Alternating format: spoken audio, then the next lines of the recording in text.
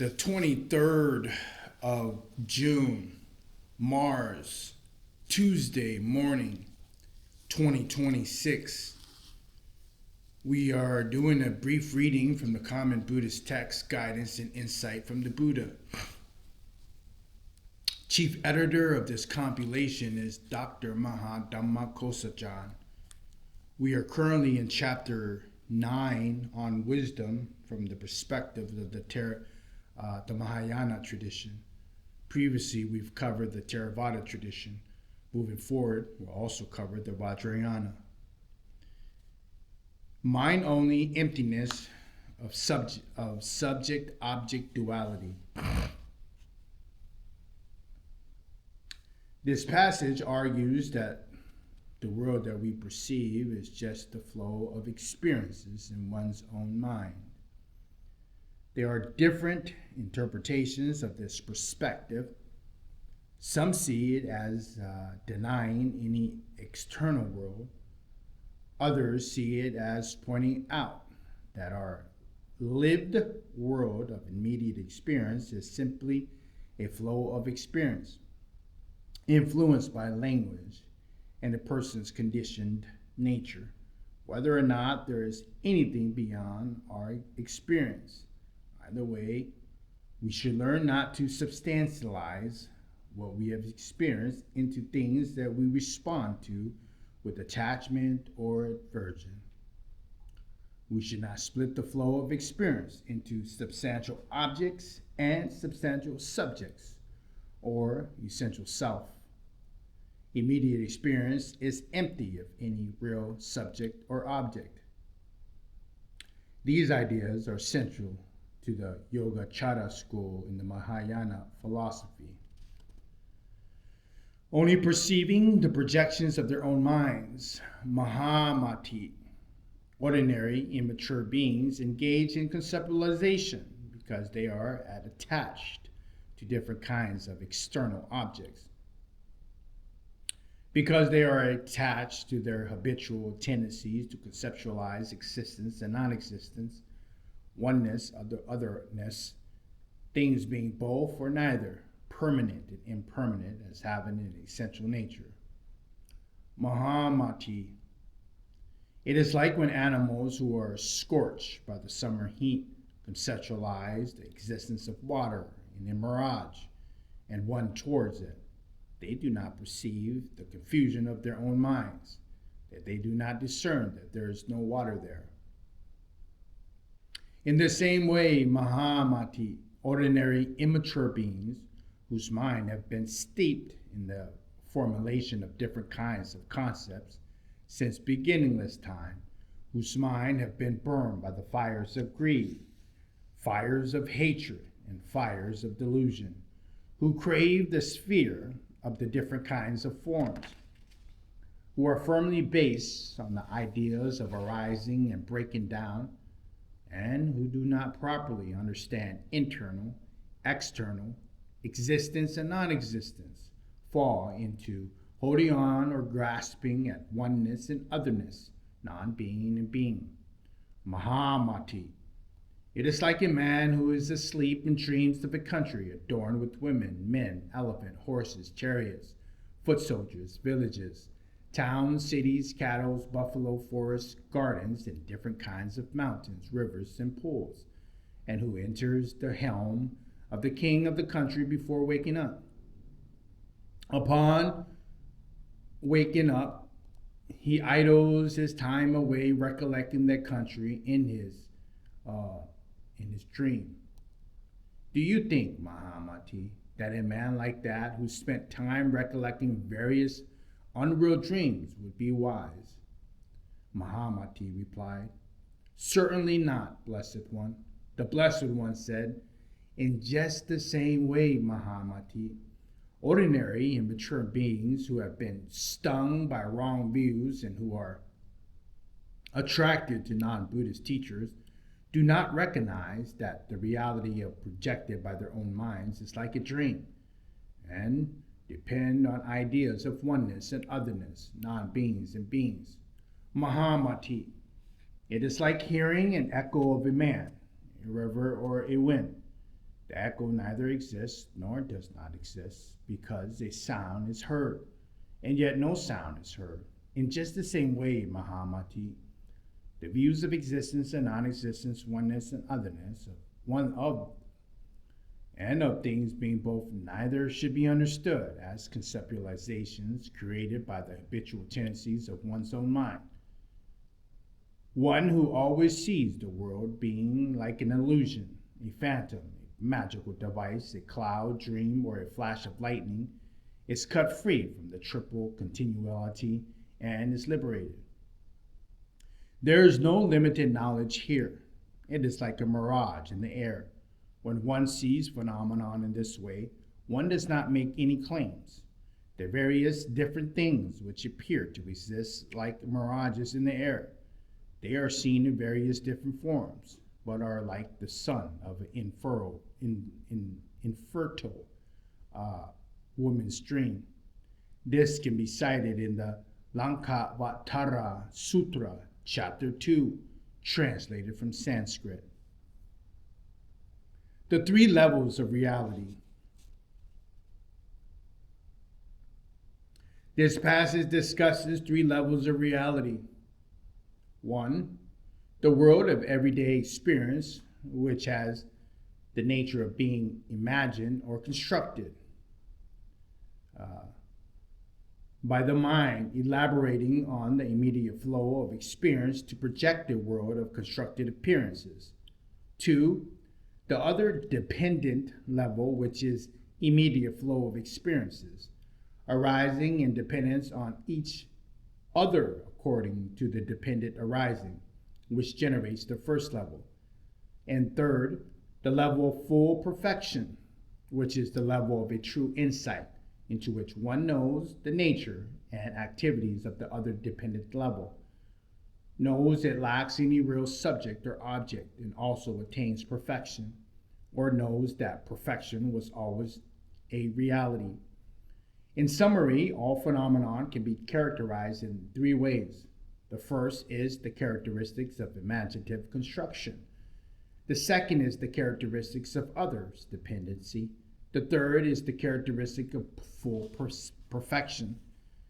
The characteristic of imaginative construction refers to establishing the names and symbols for all phenomena and differentiating their nature, such as they come to be expressed in language.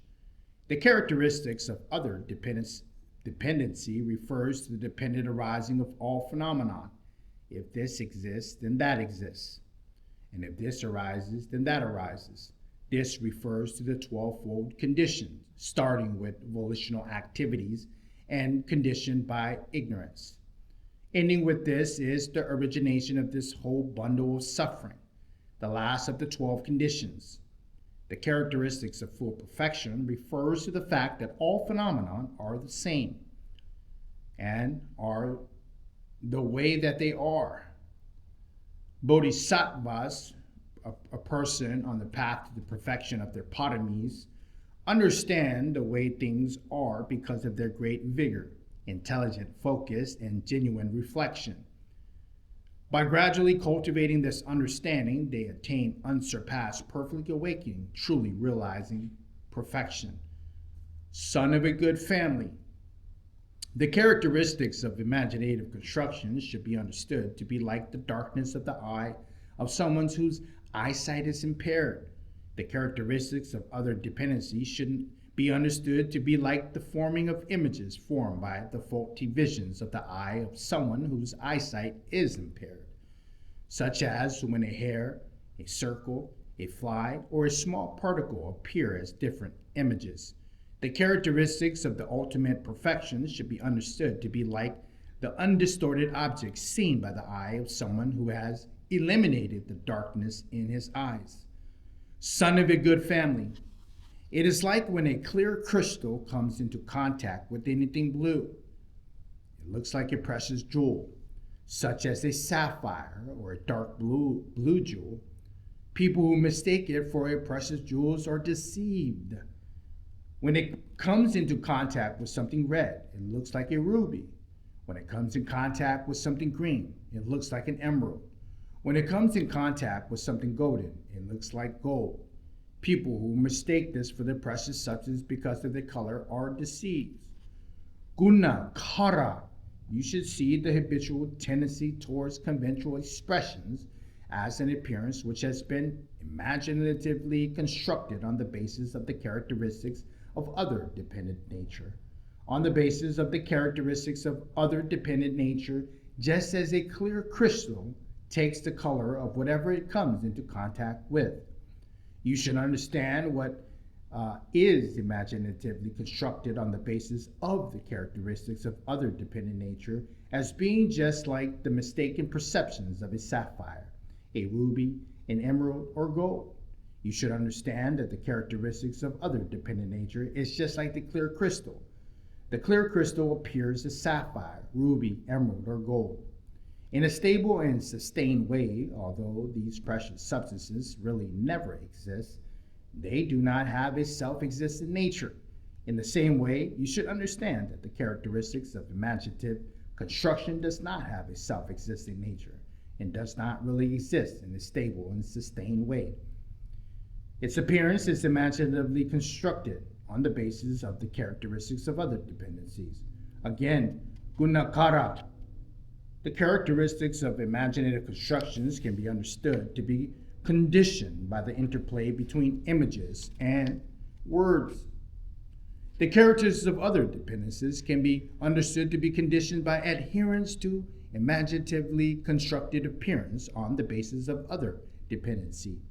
The characteristics of ultimate perfection can be understood to be conditioned by the non-adherence to the imaginatively constructed appearances on the basis of other dependency. Son of a good family. If a bodhisattva, a person on the path for the perfection of their paramis, really understands the characteristics of imaginative construction as it is, then he really understands all phenomena which are without characteristics, as they truly are. If a bodhisattva, a person on the path to the perfection of their paramis, really understands the characteristics of other dependencies as it really is, then he really understands all phenomena which are characterized by kilesas, defilements, as they truly are. If a bodhisattva, a person on the path to the perfection of their paramis, really understand the characteristics of ultimate perfection, then he really understands that all phenomena which are characterized by purity as they really are. Son of a good family. If a bodhisattva, a person on the path for the perfection of the paramis, really understands the phenomena which are without characteristics based on characteristics of other dependencies, he will be able to eliminate mental phenomena which are characterized by kilesas, defilements. If he eliminates mental phenomena which are characterized by kilesas, defilements, he will be able to realize mental phenomena which are characterized by purity. Therefore, gunakara, because bodhisattvas, people who are on the path of the perfection of their paramis, really understand the characteristics of imaginative construction, the characteristics of other dependencies, and the characteristics of full perfection, they really understand the phenomena which are without characteristics. The phenomena which are characterized by kilesas, defilements, and the phenomena which are characterized by purity, because they really understand the phenomena which are without characteristics. They eliminate all phenomena which are characterized by kilesas, defilements, because they eliminate all phenomena which are characterized by defilements. They realize all phenomena which are characterized by purity. They are thereby fit to describe as bodhisattvas, a person on the path of the perfection of their paramis, who are skilled in the characteristic of all phenomena, and the tathagata can establish them as such. If one does not understand things as being without characteristics, one should be unable to abandon defiled phenomena. If one is not able to abandon defiled phenomena, one will be hindered in one's realization of wondrous, pure phenomena. If one does not gain insight into the evil one has done, One will be wild, wicked, and harm living beings, tragically entangled in the transcendent things as such people, not lost and pitiable. This is cited in the Samdahi Nimmochana Sutra, Daso, Volume 16, Text 676, Chapter 4, page 693, translated from Sanskrit. We will leave off today on this short reading on Chapter 9 on wisdom from the perspective of the Mahayana tradition, as we pick up on the next one on the Buddha nature as positive reality. This is a brief reading from Common Buddhist Text, Guidance and Insight from the Buddha. Chief editor of this compilation is Dr. Mahadhamma Kosachan, otherwise known as Brahma Pandit.